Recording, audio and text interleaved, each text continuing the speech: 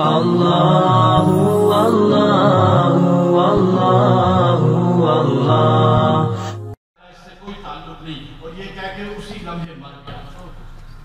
ایسے ہوتا ہے۔ آخری بات کر کے میں ختم کرتا ہوں۔ رشیا کی ریاستوں میں، یہ ساری ریاستوں میں اکثر کا چکر لگا کر آیا ہوں۔ وہاں پر منگولی تاتاری آئے، انہوں نے مسلمانوں پہ ایسا ظلم ڈھایا کہ سارا جتنی بھی اسلامی سلطنت کی ختم ہو گئی، مدارس ختم ہو گئے، مسجدیں ختم ہو گئی، مسلمانوں کا قتل عام ہو گیا، یہاں تک کہ اللہ کا نام لینے والا کوئی نہیں ملتا تھا۔ اس کے بعد ایک اللہ کے ولی بزرگ جلال الدین رحمۃ اللہ علیہ رستے میں بیٹھے ہوئے تھے، کتا ان کے پاس کچھ کھا پی رہا تھا، رستے میں شہزادہ گزرا، تیمور اس کا نام تھا، تیمور تغلق، وہ اپنی فوج کے ساتھ گزرا۔ اس نے کہا یہ مسلمانوں کا کوئی بزرگ ہے، چلو اس سے مذاق کرتا ہوں، کیونکہ مسلمانوں کے ساتھ وہ بڑا مذاق اور قتل عام کرتے تھے۔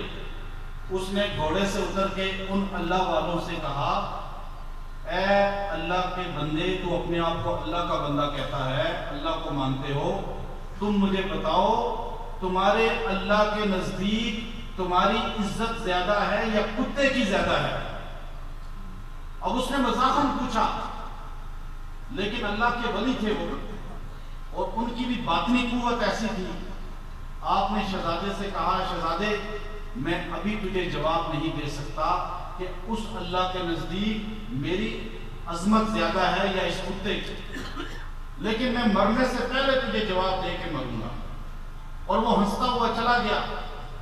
کئی دن کے بعد ان کا انتقال کا وقت آیا تو انہوں نے اپنے بیٹے کو بلایا اور بٹھا کر کہا، میں 6 کلمے پڑھتا ہوں، تم نے پورے سننے۔